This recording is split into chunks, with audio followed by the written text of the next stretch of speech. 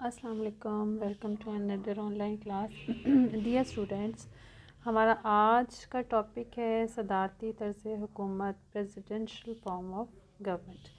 آج ہم اس کے بارے میں جاننے کی کوشش کریں گے کہ یہ کس طرح کا طرز حکومت ہے اور یہ کس طرح سے کام کرتا ہے، کن خصوصیات کا حامل ہے. تو سب سے پہلے آپ کو میں بتاؤں گی کہ یہاں سربراہ ریاست یا سربراہ مملکت یا ہیڈ آف دا اسٹیٹ اور سربراہ حکومت یعنی ہیڈ آف دا گورنمنٹ ایک ہی ہے. پارلیمانی طرز حکومت میں آپ لوگوں نے جانا، آپ لوگوں کو معلوم ہوا کہ سربراہ ریاست الگ اور سربراہ حکومت الگ. سربراہ ریاست جو ہے وہ آئینی سربراہ ہے، برائے نام اختیارات کا مالک ہے. برطانیہ میں دیکھا جائے تو ملکہ اور بادشاہ، پاکستان میں دیکھا جائے، انڈیا میں دیکھا جائے تو یہاں پر ہے صدر. برائے نام اختیارات کے مالک آئینی سربراہ، اور سربراہ حکومت اصل اور حقیقی اختیارات کا مالک وزیر اعظم، برطانیہ میں بھی، پاکستان میں بھی، انڈیا میں بھی. تو دو شخصیات، دو عہدے، جبکہ صدارتی طرز حکومت میں دونوں عہدے ایک ہی کر دیے گئے اور تمام کے تمام اختیارات دے دیے گئے ہیں صدر کو. تو یہاں پر ایک ہی شخصیت صدر، ایک ہی عہدہ صدر، تمام اختیارات یہی استعمال کرے گا. پھر علیحدگی اختیارات کا اصول. فرینچ فلاسفر مونٹیسکیو، اس کا نظریہ علیحدگی اختیارات، اور کیا کہا گیا علیحدگی اختیارات کے نظریے میں؟ یہی کہ مقننہ قانون سازی، انتظامیہ انتظامی امور اور عدلیہ عدالتی امور چلائے گی. تو یہاں پر ہمیں وہ اصول کار فرما نظر آتا ہے. صدارتی طرز حکومت میں جو مقننہ ہوتی ہے، جو پارلیمنٹ ہوتی ہے، یہ قانون سازی کرتی ہے اور اس کو مالیات پہ بھی کنٹرول حاصل ہوتا ہے. تو یہ صرف قانون سازی کا کام کر رہی ہے. انتظامیہ جو ہے، انتظامیہ کا سربراہ ہوگا صدر. صدر اپنی کابینہ خود منتخب کرے گا. صدارتی کابینہ اور صدر، یہ ہے وہاں کی انتظامیہ.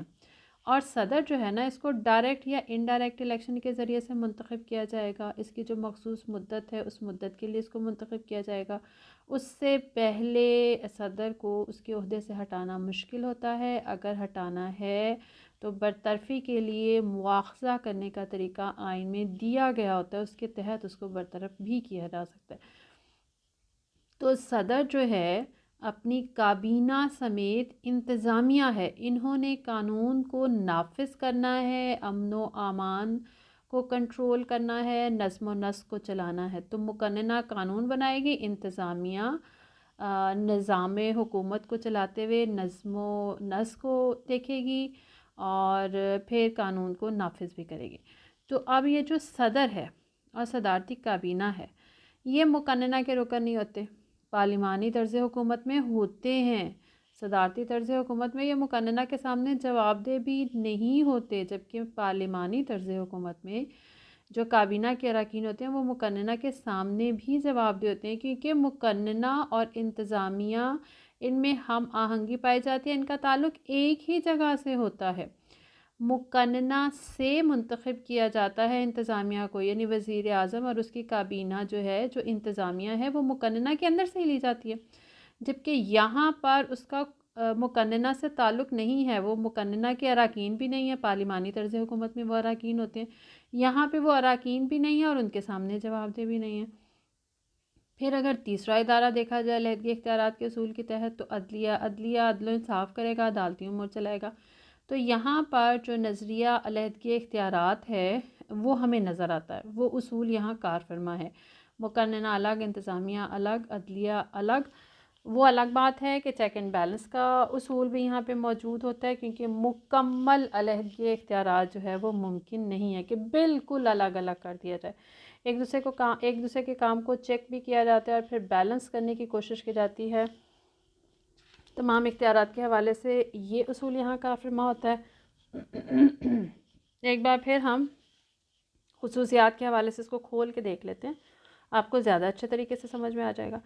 اچھا جی، آغاز کرتے ہیں۔ یہاں پہ سربراہ جو ہے وہ حقیقی اختیارات کا مالک ہے۔ پارلیمانی طرز حکومت میں ہم نے پڑھا کہ سربراہ ریاست جو ہے وہ برائے نام اختیارات کا مالک ہے، اور سربراہ حکومت جو ہے وہ حقیقی اختیارات کا مالک ہے۔ تو یہاں پہ وہ چکر نہیں ہے، یہاں پہ ایک ہی سربراہ ہے، وہ برائے نام اختیارات، حقیقی اختیارات تمام کے تمام اختیارات کا مالک ہے، اور در حقیقت وہ حقیقی اختیارات ہی ہیں جو صدر کو دیے گئے ہیں۔ پھر اس کے بعد صدر کا انتخاب جو ہے وہ ڈائریکٹ یا انڈائریکٹ الیکشن کے ذریعے سے کیا جاتا ہے، اور ایک میعاد مقرر ہے۔ امریکہ کی طرف دیکھا جائے، امریکہ کے اندر صدارتی طرز حکومت پریزیڈنشل فارم آف گورنمنٹ ہے، تو وہاں پر صدر کے لیے مدت میعاد ہے 4 سال۔ 4 سال کے بعد دوبارہ الیکشن ہوتے ہیں اور پھر صدر کو منتخب کیا جاتا ہے۔ تو صدر کا انتخاب ڈائریکٹ یا انڈائریکٹ الیکشن کے ذریعے سے مخصوص مدت میعاد کے لیے ہوگا۔ اب میں تھوڑا سا ابھی تک جتنا آپ نے پڑھا ہے اس کو ایک دفعہ پھر آپ کو بتاتی چلوں، اور ساتھ میں کچھ اور چیزیں بتاؤں، اور پھر ہم اس کے مزید پوائنٹس کو بھی کھول لیں گے کہ جو صدارتی طرز حکومت ہے اس میں صدر آل ان آل ہے، صدر کے پاس بہت سارے اور حقیقی اختیارات ہیں، اور عوام براہ راست صدر کا انتخاب کرتے ہیں، اور انتظامی معاملات کے حوالے سے صدر براہ راست عوام کو جواب دے، کیونکہ عوام ڈائریکٹ اس کو منتخب کر رہے ہیں، عوام کا نمائندہ ہے، عوام سے ووٹ لیا ہے، تو عوام کے سامنے جواب دے، عوام جواب طلب کر سکتے ہیں۔ یہاں پارلیمنٹ کی جواب طلبی نہیں ہے، یہاں عوام کی جواب طلبی ہے، عوام جواب طلب کر سکتے ہیں۔ انتظامی معاملات کو چلانے کے لیے صدر جو ہے وہ اپنی کابینہ بناتا ہے،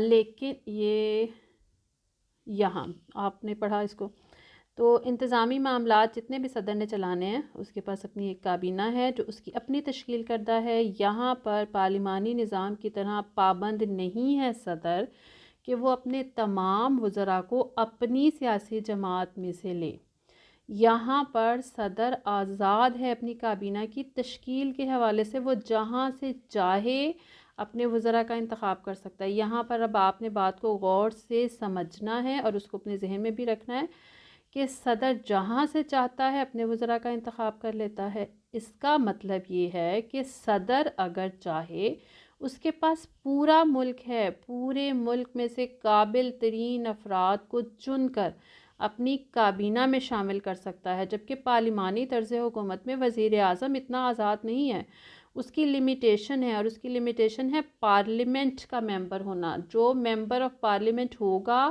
وہ کابینہ کا رکن ہوگا، اور جو ممبر آف پارلیمنٹ نہیں ہے وہ کابینہ کا رکن نہیں ہو سکتا۔ وزیر اعظم اس کو زیادہ سے زیادہ 6 ماہ تک اپنی کابینہ میں رکھ سکتا ہے، اس کے بعد کوئی نہ کوئی سیٹ جو خالی ہوگی اس پہ الیکشن کروانا پڑے گا، اس کو ممبر آف پارلیمنٹ منتخب ہونا ہوگا، اگر وہ ہوگا تو کابینہ میں رہے گا ورنہ چلا جائے گا۔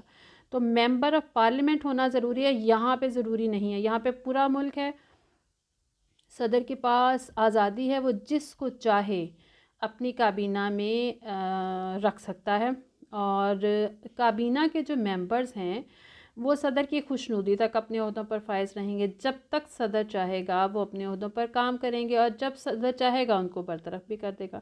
تو صدارتی نظام جو ہے وہ بچوں انتظامی لحاظ سے بڑا طاقتور نظام ہے۔ اگر اس وقت دیکھا جائے تو دنیا میں امریکہ کے اندر صدارتی نظام ہے، فرانس میں ہے، ایران میں آپ کو نظر آئے گا، ارجنٹائن میں، اسرائیل میں بھی، شام ہے، مصر ہے، اور بھی بہت سارے ملک ہیں جہاں پر آپ کو صدارتی طرز حکومت نظر آئے گا، جس میں صدر کی شخصیت بہت جاندار، بہت مضبوط، حقیقی اختیارات کا مالک۔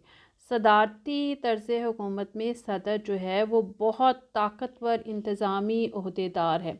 صدارتی طرز حکومت میں آپ نے یاد رکھنا ہے کہ علیحدگی اختیارات کا اصول اپنایا جاتا ہے، یہ اصول نظر نہیں آتا پارلیمانی طرز حکومت کے اندر۔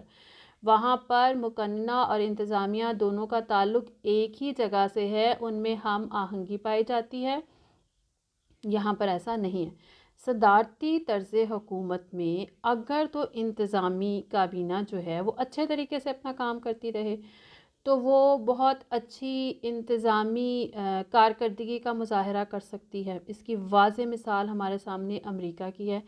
امریکہ میں صدارتی نظام ہے اور وہاں پر صدارتی نظام کے تحت وہ 50 ریاستوں کو 50 یونٹس کو سمجھ لیجئے 50 اکائیوں کو، جس طرح سے بچوں پاکستان کے اندر 4 صوبے ہیں نا، 4 اکائیاں، وہاں پر 50 اکائیاں ہیں، 50 ان اکائیوں کا نام جو ہے وہ اسٹیٹ ہے، اس کو ہم ریاست کہتے ہیں۔ تو وہ 50 ریاستوں کو بڑے اچھے انداز سے کنٹرول کر کے چل رہے ہیں۔ تو علیحدگی اختیارات کے حوالے سے میں نے آپ کو بتایا، پھر انتظامی، اچھا جی یہاں پر ہم لوگ پہنچے تھے صدر کے عہدے کی میعاد۔ اب ہم صدر کی اگر حیثیت دیکھیں تو صدر کی حیثیت بہت جاندار ہے، ابھی تھوڑی دیر پہلے بھی اس کا ذکر ہو رہا تھا کہ صدر جو ہے وہ برائے نام نہیں ہے، اصل اور حقیقی اختیارات کا مالک ہے۔ پارلیمانی طرز حکومت میں اصل اور حقیقی اختیارات کا مالک وزیر اعظم اور برائے نام صدر کے پاس ہے پاکستان میں، انڈیا میں بھی، جبکہ برطانیہ میں دیکھا جائے تو وہاں ملکہ یا بادشاہ ان کو استعمال کرتے ہیں۔ صدارتی طرز حکومت میں انتظامیہ کا سربراہ ہے، عوام سے براہ راست ووٹ لے کر مخصوص مدت کے لیے منتخب ہو کر آیا ہے۔ پھر پارلیمنٹ سے مشورہ کیے بغیر صدر جو ہے وہ انتظامی احکامات جاری کر سکتا ہے۔ وہاں پر وزیر اعظم کی پارلیمانی طرز حکومت میں بہت مشکل ہے۔ صدر جو ہے وہ کابینہ کا سربراہ ہے، وہ جب چاہے کابینہ میں رد و بدل کر سکتا ہے۔ تو اس سلسلے میں صدر اگر کوئی رد و بدل کرتا ہے، کوئی چینج آتا ہے تو وہ صرف رسماً جو ہے وہ پارلیمنٹ کو انفارم کر دیتا ہے، اس سے اجازت لینے کی اس کو ضرورت نہیں ہوتی، جبکہ پارلیمنٹ جو ہے وہ انتظامی اختیارات میں مداخلت نہیں کرتی اور صدارتی جو اقدامات ہوتے ہیں، جو احکامات ہوتے ہیں ان کی منظوری بھی دے دیتی ہے۔ تو صدر کی یہاں حیثیت بہت اسٹرانگ ہے، وہ بہت مضبوط، بہت سارے اختیارات کا مالک ہے۔ پھر وزراء کی حیثیت اب دیکھ لیں، صدر نے جو اپنی کابینہ بنائی ہے اس کابینہ کے اندر جو لوگ ہیں، جو وزراء ہیں، ان کی حیثیت کیسی ہے؟ تو جو صدارتی طرز حکومت ہے اس میں وزراء کی حیثیت جو ہے وہ زیادہ مضبوط نہیں ہے، کیونکہ ضروری نہیں ہے کہ صدر کی کابینہ کے جو لوگ ہیں وہ صدر کی سیاسی جماعت سے تعلق رکھتے ہوں یا ان کے پیچھے بھی جو ہے وہ سیاسی جماعتیں موجود ہوں، ضروری نہیں ہے۔ ہو بھی سکتا ہے کہ وہ صدر کی سیاسی جماعت سے تعلق رکھتے ہیں، ہو بھی سکتا ہے کہ ان کے پیچھے سیاسی جماعتیں موجود ہوں، کسی نہ کسی سیاسی پلیٹ فارم کے وہ سیاسی جماعت کے وہ رکن ہوں، اور ضروری بھی نہیں ہے کہ وہ ہو بھی سکتے ہیں اور نہیں بھی ہو سکتے۔ تو صدارتی طرز حکومت میں وزراء کی پوزیشن جو ہے وہ اتنی مضبوط نہیں ہوتی، وہ بس اپنے فرائض انجام دیتے ہیں اور صدر کی خوشنودی تک رہتے ہیں۔ جب تک صدر چاہے گا وہ کابینہ کے ممبر رہیں گے، صدر کے ساتھ کام کریں گے، باقی وزراء کے ساتھ مل کر کام کریں گے، صدر جب چاہے گا ان کو برطرف کر سکتا ہے۔ پھر ہم دیکھتے ہیں پوائنٹ نمبر 7 کو، یہ ہے مضبوط انتظامیہ، اور انتظامیہ کی آزادی بھی کہیں گے، آزادی مقننہ کے دباؤ سے۔ تو اس طرز حکومت میں بچوں انتظامیہ کے اختیارات زیادہ تر کون استعمال کر رہا ہے؟ صدر استعمال کر رہا ہے۔ صدر کو انتظامیہ پہ پورا کنٹرول حاصل ہے اور بحیثیت انتظامی سربراہ کے وہ کوئی بھی ڈیسیژن فوراً کر سکتا ہے، چند منٹوں میں کر سکتا ہے۔ جیسے ہی اس نے کوئی آرڈر دیا، کوئی حکم دیا، پوری کی پوری جو انتظامی مشینری ہے وہ حرکت میں آ جائے گی اور اس کے آرڈر کو فوری طور پہ امپلیمنٹ کر دیا جائے گا۔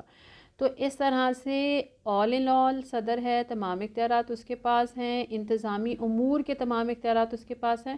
تو اس طرح سے اگر کوئی ہنگامی صورتحال پیدا ہو جاتی ہے اور فوری کچھ کرنے کی ضرورت محسوس ہوتی ہے تو صدر ہنگامی صورتحال کو فوراً کنٹرول کر لیتا ہے، کیونکہ وہ آرڈر کرے گا اور ہر ایک چیز جو ہے وہ حرکت میں آ جائے گی اور اس سچویشن کو کنٹرول کر لیا جائے گا۔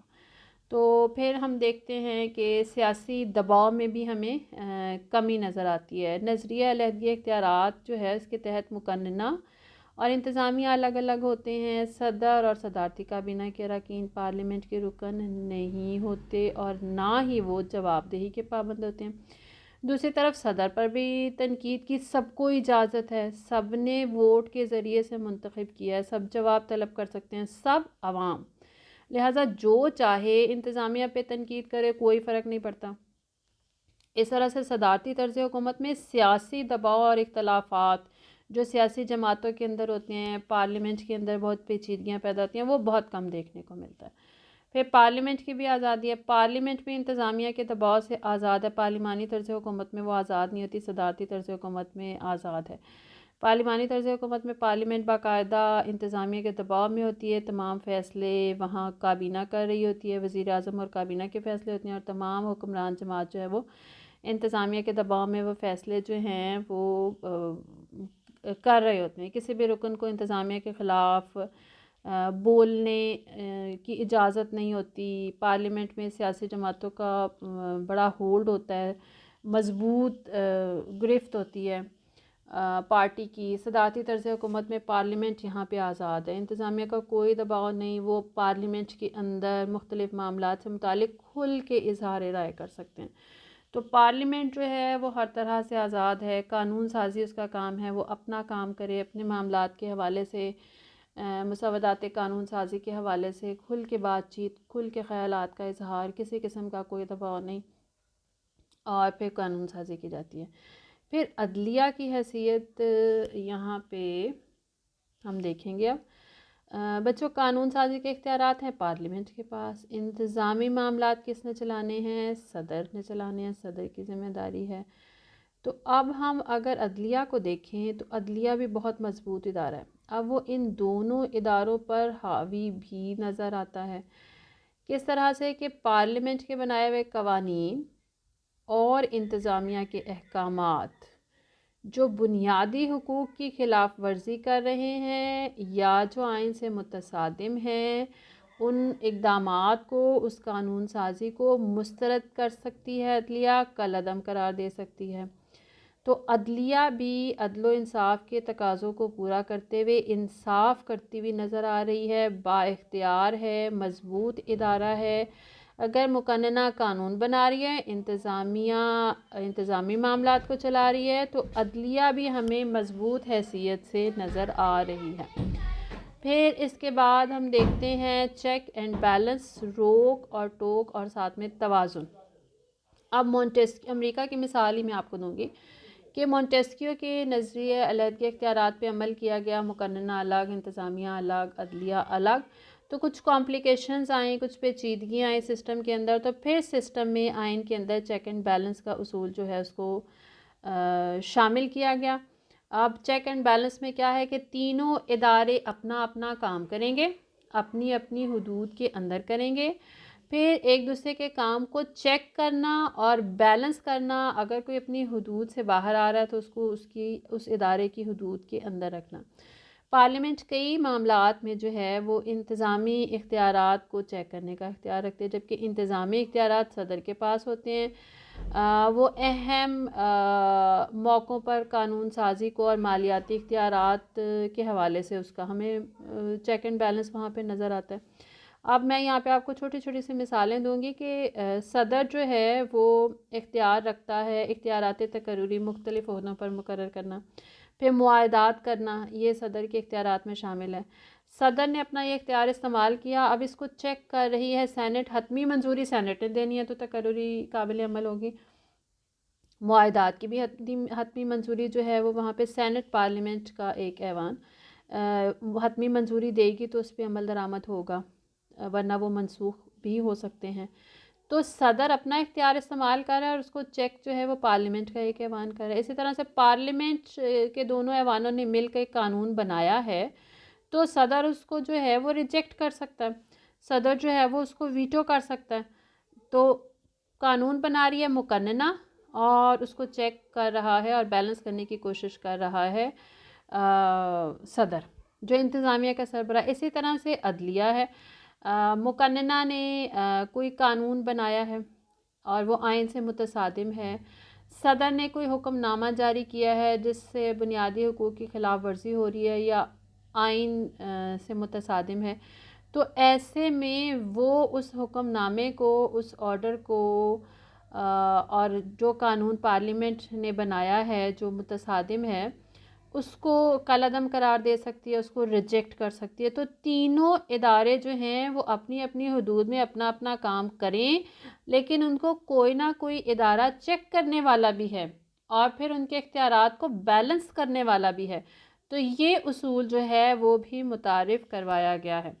اب سب سے اینڈ پہ میں آپ کو بتانا چاہوں گی کہ صدارتی طرز حکومت میں آئین کی برتری کا اصول کار فرما ہوتا ہے. آئین کی برتری کا اصول اپنایا جاتا ہے.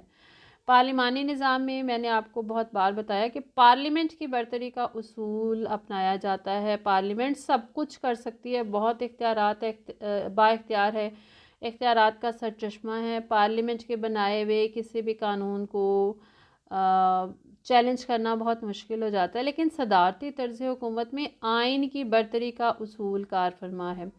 آئین تحریری ہے امریکہ کا اگر دیکھا جائے, پھر اس میں ترمیم کرنے کا طریقہ بہت مشکل ہے. اور اگر پارلیمنٹ یا انتظامیہ, پارلیمنٹ وہاں پر پارلیمنٹ کے 2 ایوان, مجلس قانون ساز, اس کو مقننہ, یعنی اگر پارلیمنٹ یا انتظامیہ آگے صدر اور اس کی کابینہ, پارلیمنٹ, مقننہ یا انتظامیہ کوئی ایسا قدم اٹھاتے ہیں جو آئین سے متصادم ہے, تو پھر اس کو عدالت میں چیلنج کیا جا سکتا ہے. یعنی آئین سے متصادم کچھ بھی نہیں ہوگا, کوئی بھی نہیں کرے گا. آئین کی برتری ہے, آئین برتر ہے, تحریری ہے, تمام بنیادی اصول اس میں تحریر کیے جا چکے ہیں.